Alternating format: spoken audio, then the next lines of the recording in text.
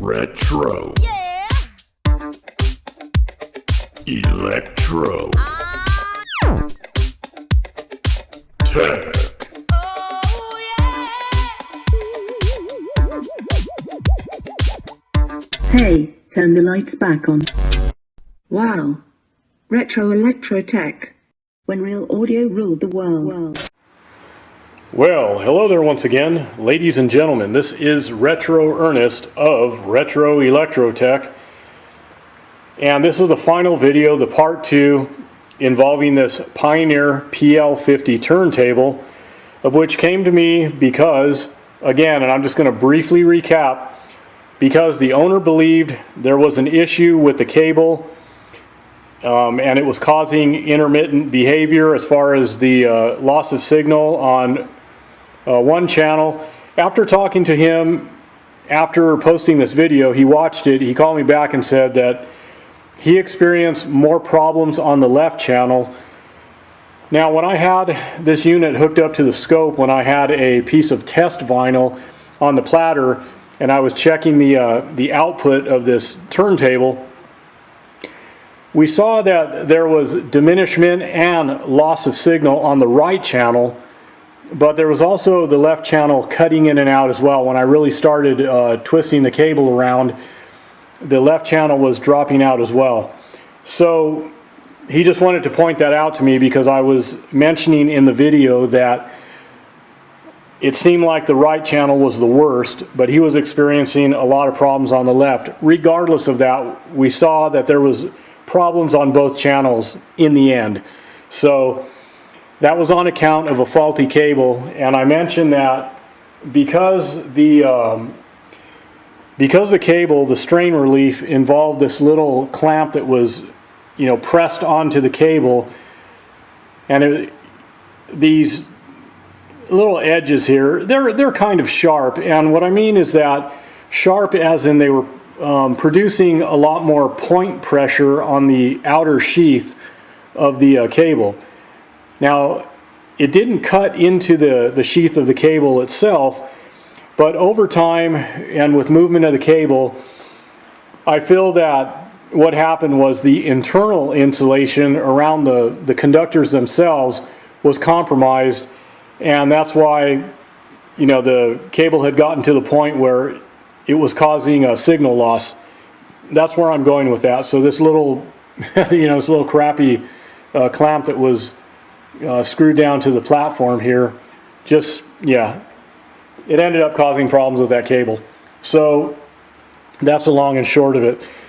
But anyways, I'll zoom in on this concoction that I rigged up here to improve the situation.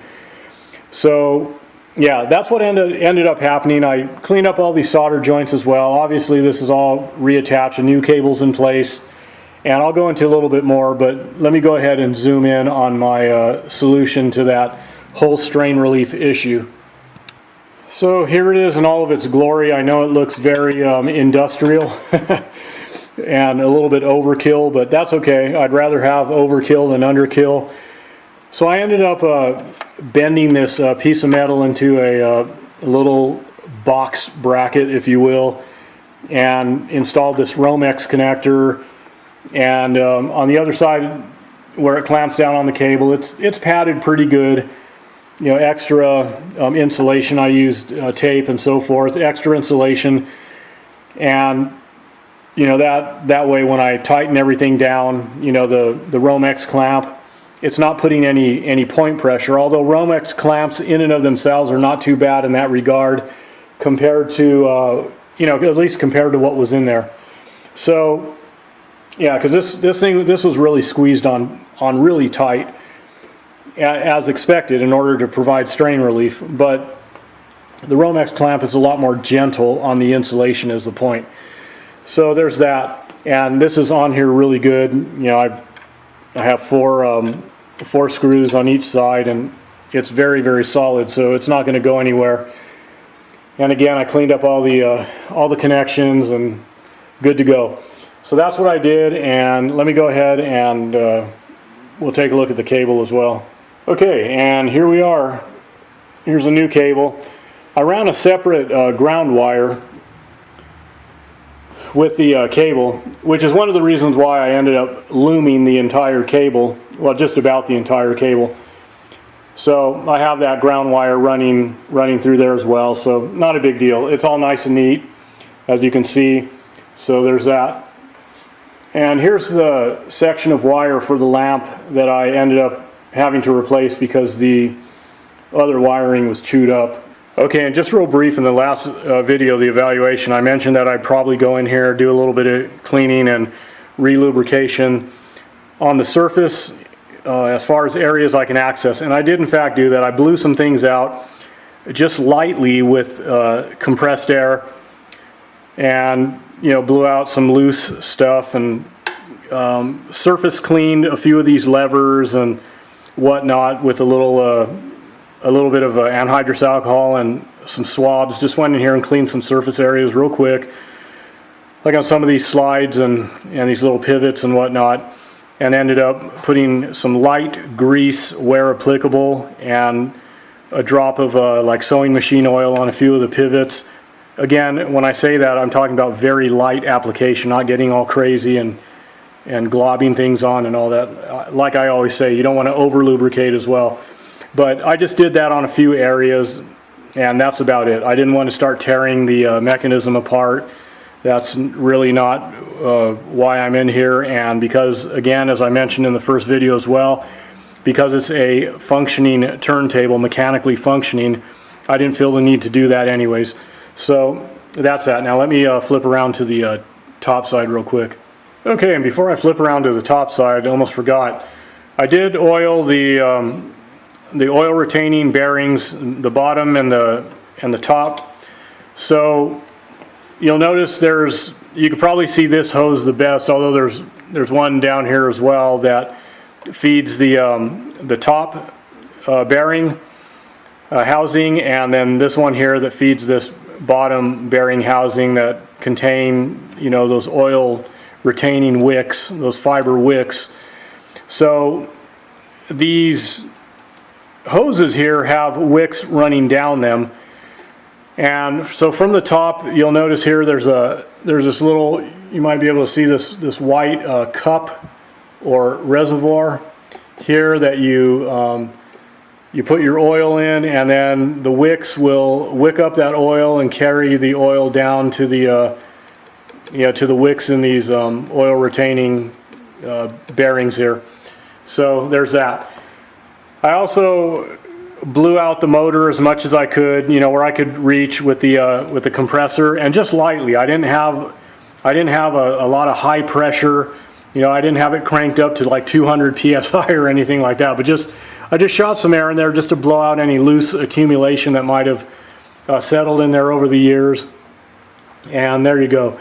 Okay, and here on the top side I got the platter well all cleaned out. I provided a little bit of cleaning in here as well, and some lubrication on some of these pivot points that you could see. Got in here just again where I can reach. Might as well. I was already on the there anyway, so I might as well do that. And then I'll go ahead and zoom in on this as well. Okay, and here we have the motor spindle and the belt guide assembly here, and speed control, belt guide, whatever. Actually, let me real quick, just this plate here is causing a lot of glare and it's screwing up the exposure. Let me set something here just to, I think that helps maybe. I don't know. Yeah, some old speaker cloth off of a console unit. So anyways, hopefully that helps the exposure a little bit so it's not so glaring.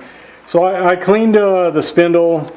Again, got some alcohol and swabs and cleaned all that, as well as the, you can see the belt guide here. The belt obviously runs through here, and when you change speeds, it just mechanically brings the belt up or down on this stepped spindle so that it changes the ratio and in turn sets the speed.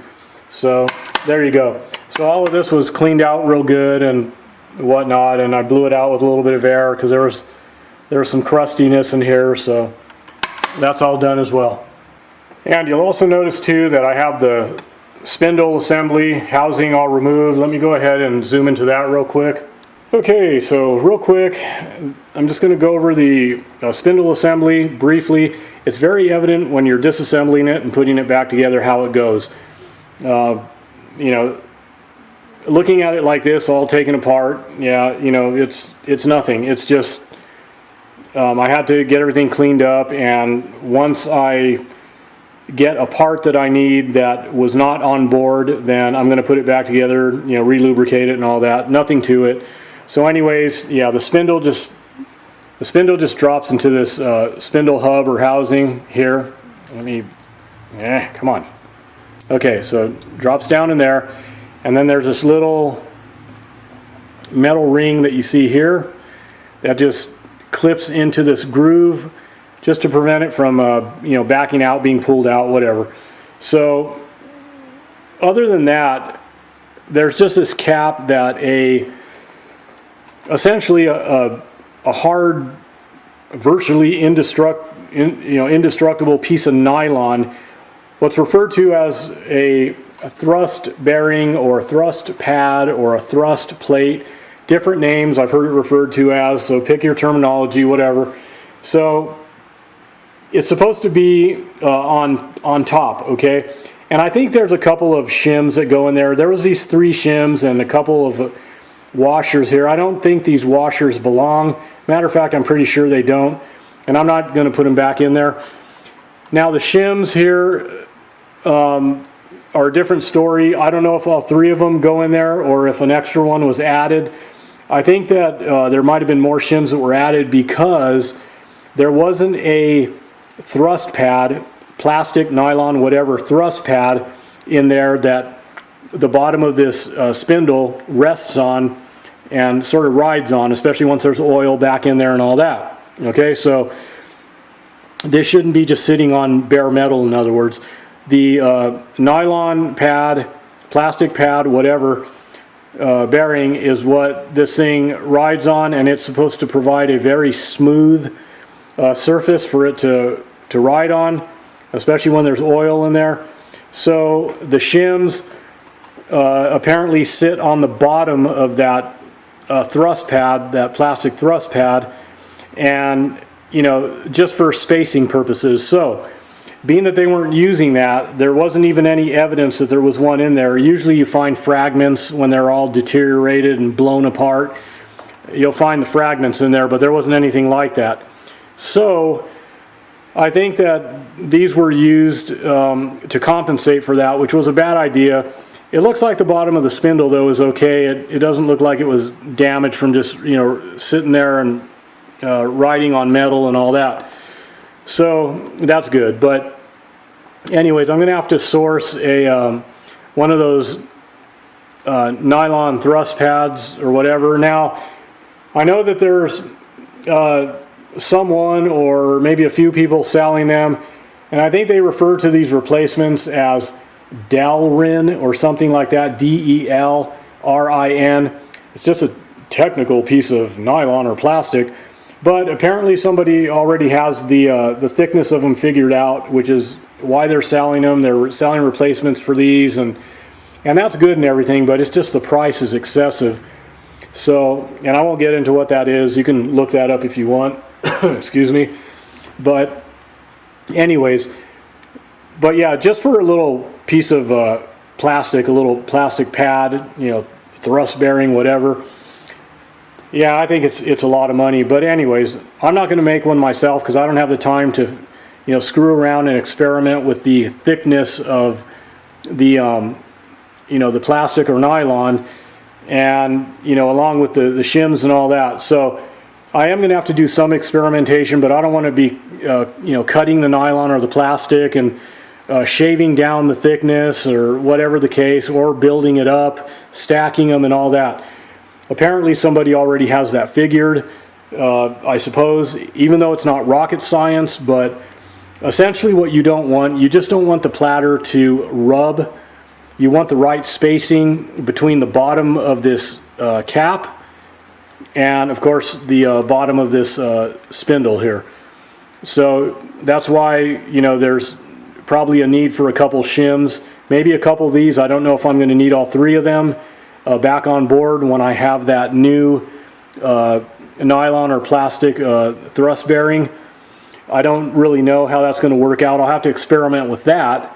I don't mind experimenting with that, and either removing a shim if I need to, or adding it back in. I don't know if the 3 with that are going to be just fine.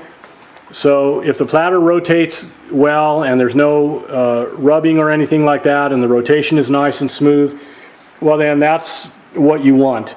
So I'll experiment once I get that that nylon thrust pad, so, once I source it.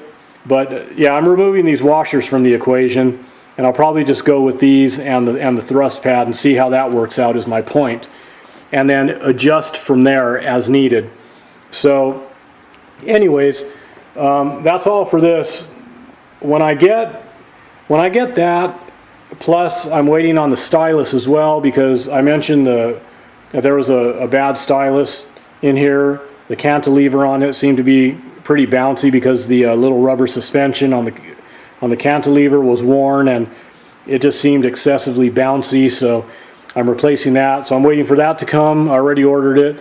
I got to get the thrust pad, like I said, and then I'll do some testing on that once I get everything back on board. And if everything's looking okay there, then I will get into the final setup of everything and get everything dialed in correctly, and then it should be done. So anyways, I'll be back. Okay, so everything is wrapped up, put back together. As you can see, I was playing some vinyl earlier by various artists. Sounded really good. I just have a piece of test vinyl there with some test tones on it. I did discover on this piece of vinyl, though, that there's a very, very slight warp to it. But anyways, you'll get the point. And like I said, I don't want to deal with all the copyright stuff, so I'm going to go ahead and get this started and drop the needle on the vinyl and make it final. So let me do that.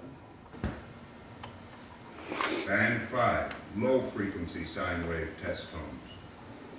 1,000 cycles per second.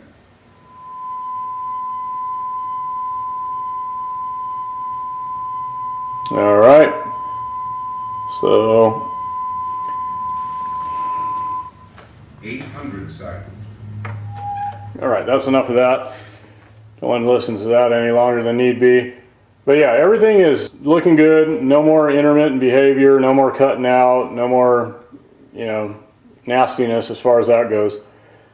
So I've done what I can do with this go around, and I need to get moving with a bunch of other stuff. So I'm going to end it here, guys, and as I always say, peace, love, music, and the vintage audio that brings it to your ears. Till next time, y'all take care. This has been a Spinning Head production.